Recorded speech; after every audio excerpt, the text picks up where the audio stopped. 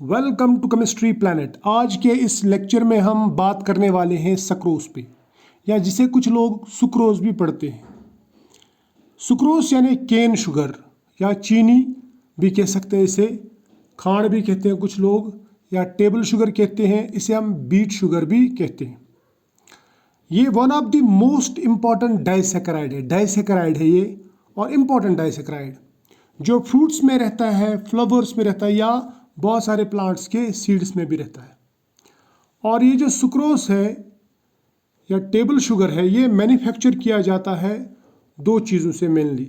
एक है केन, sugar cane जिसे हम कहते हैं, दूसरा है शुगर बीट्स यानी गना या फिर शुगर बीट्स जो रहते हैं। गने में इसकी कंसंट्रेशन ज़्यादा रहती है, क्योंकि गने में 15 से लेकर 20% तक सुक्रोज रहता है, जबकि शुगर बीट में 10 to 17% सुक्रोज रहता है।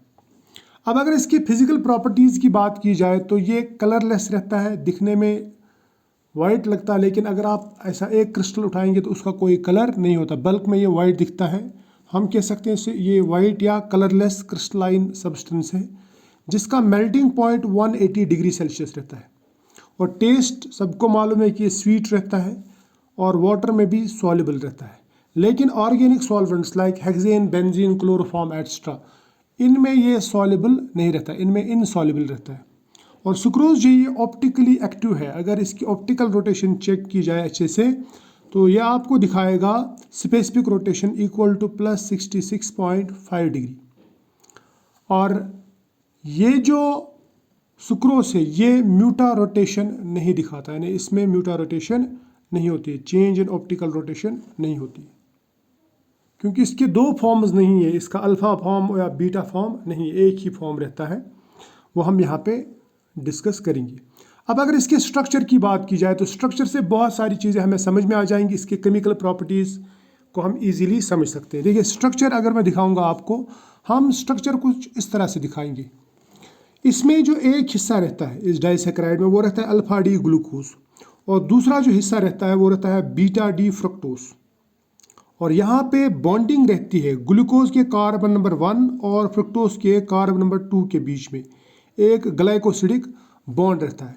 लेकिन ये जो डी ग्लूकोज है, इसका जो एनोमेरिक OH ग्रुप रहता है वो रहता है ऐसे डाउनवर्ड्स, जबकि इसका जो एनोमेरिक ग्रुप रहता है वो अपवर्ड्स। या हम ऐसा कह सकते हैं, ये मैंने ऐसे बनाना था एक्चुअल में, ये ऐसे ही, लेकिन इसको मैंने उल्टा करके लिख दिया यहाँ पे।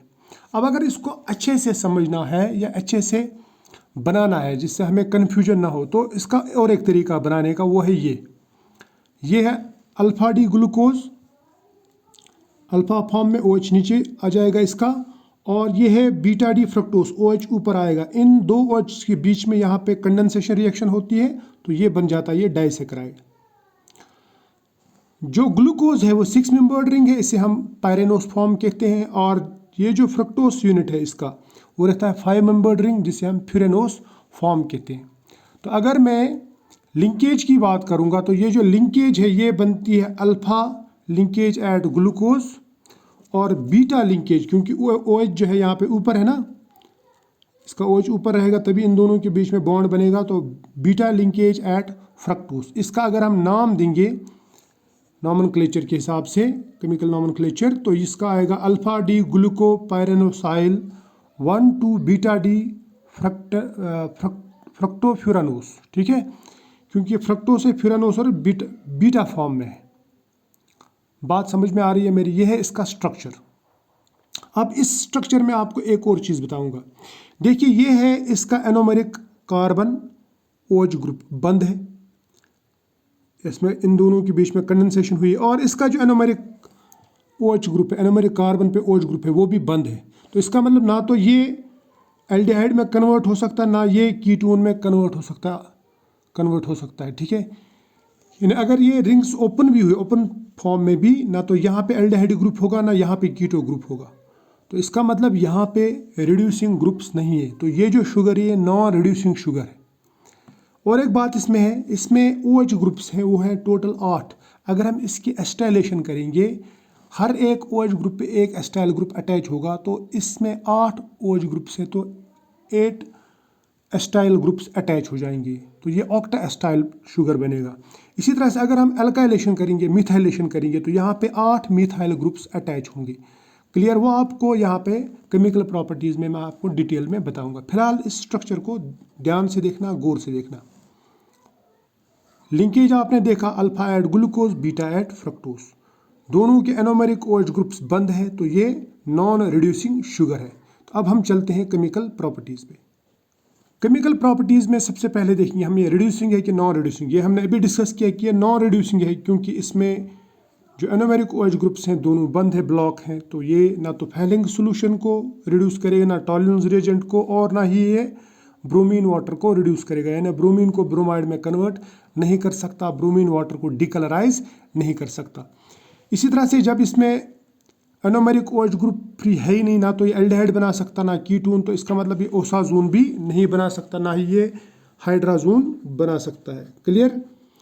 अब अगर हाइड्रोलिसिस की बात की जाए, अगर हम ग्लाइकोसिडिक बॉन्ड तोड़ेंगे एसिड हाइड्रोलिसिस से या इन्वर्टेज से, तो वहाँ पे क्या निकलेगा? वहाँ पे निकलेगा बीटा डी ग्लूकोज, यानी डी ग्लूकोज निकलेगा, और फ्रक्टोज निकलेगा, डी फ्रक्टोज। फ्रक्टोज रहता है लीवो रोटेटरी, जबकि ग्लूकोज रहता है डेक्स्ट्रो रोटेटरी। ग्लूकोज की जो स्पेसिफिक रोटेशन है वो +52.5 डिग्री, जबकि फ्रक्टोज जो लीवो फॉर्म में रहता है उसका रहता है -92.4 डिग्री। अब ये जब ब्रेक हो जाएगा, पानी में दोनों का मिक्सचर होगा इक्वल अमाउंट में, यानी अगर इसका 1 मोल बनता तो इसका भी 1 ही मोल बनेगा। जो वहाँ पे total rotation, total specific rotation होगी, नेट स्पेसिफिक रोटेशन जिसे मैं कहूँगा, वो बराबर होगा इसका माइनस इसका डिवाइड बाई 2, क्योंकि ये प्लस है, ये माइनस से डिवाइड बाई करेंगे 2, वो आएगा -39.9 डिवाइड बाई 2, यानी -19.95 डिग्री। तो इसका मतलब यहाँ पे जो हाइड्रोलिसिस के बाद मिक्सचर बनेगा वो होगा लीवो रोटेटरी। अब करते हैं बात एस्टाइलेशन की। अगर मैं एसिटिक एनहाइड्राइड के साथ में इसका ट्रीटमेंट करूं, या इसकी एस्टाइलेशन कोई दूसरे तरीके जैसे एस्टाइल क्लोराइड वगैरह इस्तेमाल करते हैं हम, कोई कैटलिस्ट लगा के, पेरिडीन वगैरह, तो इसका एस्टाइलेशन अगर हम करेंगे, इसमें 8 OH ग्रुप्स रहते हैं। तो हर एक OH ग्रुप पे हाइड्रोजन हट के C double bond OCH3 attach हो जाएगा, जिसे हम एस्टाइल ग्रुप कहते हैं। तो ये बन जाएगा सक्रोस ऑक्टा एस्टेट, यानी ऑक्टा एस्टाइल सक्रोज बनेगा। 8 OH ग्रुप्स हैं, तो 8 एस्टेट ग्रुप्स यहाँ पे अटैच हो जाएंगी। अगर सक्रोज की फर्मेंटेशन की जाए इन्वर्टेज से, तो इन्वर्टेज से ये कन्वर्ट हो जाता है पहले ग्लूकोज और फ्रक्टोज में, जैसे यहाँ पे हमने बात की, ये हाइड्रोलाइज हो जाएगा। तो यहाँ पे बनेंगे C6H12O6 के 2 यूनिट्स, यानी ग्लूकोज और फ्रक्टोज, दोनों का फार्मूला सेम है, C6H12O6। अब हर एक यूनिट जो है ये जाइमेस डालने के बाद में कन्वर्ट हो जाता है इथेनॉल में। जैसे शुगर से इथेनॉल बनाते हैं, तो जाइमेस की प्रेजेंस में जाइमेस कन्वर्ट करता है into ethanol plus carbon dioxide, यानी शराब बनती है इससे। ठीक है, यहाँ तक समझ में आ रही है बात। अब अगर हम और एक रिएक्शन लगाएंगे कंसनट्रेटेड सल्फ्यूरिक एसिड से, तो ये शुगर है, डाइसैकराइड है। डाइसैकराइड्स की इजीली चैरिंग हो जाती है, यानी ये पूरे बर्न हो जाते हैं, कार्बन बन जाता है, कार्बन रह जाता है वहाँ पे। ठीक है, तो चैरिंग हो जाती है इसकी, और कार्बन भी फर्दर रिएक्ट करके कार्बन डाइऑक्साइड और सल्फर डाइऑक्साइड बनाता है। इसी तरह से लास्ट पे मैंने आपको बताया भी था ऊपर कि अगर हम इसकी मिथाइलेशन करेंगे, यानी अगर हम ट्रीटमेंट करेंगे मिथाइल सल्फेट से, तो मिथाइल सल्फेट से जो मिथाइल ग्रुप है वो निकलता है और वो हाइड्रोजन को रिप्लेस करता है, यानी हाइड्रोजन की जगह आ जाता है यहाँ पे OH के हाइड्रोजन की जगह हाइड्रोजन निकल के यहाँ पे CH3 ग्रुप अटैच हो जाएगा। और सुक्रोस में या सक्रोस में टोटल 8 OH ग्रुप्स हैं, तो यहाँ पे 8 CH3 ग्रुप्स लग जाएंगे। ठीक है, तो ये ऑक्टा मिथाइल सुक्रोस बन जाएगा। क्लियर? तो आई होप यह आपको सुक्रोस का स्ट्रक्चर, सुक्रोस की रिएक्शंस, प्रॉपर्टीज समझ में आई। तो मिलते हैं नेक्स्ट वीडियो में, तब तक के लिए बाय।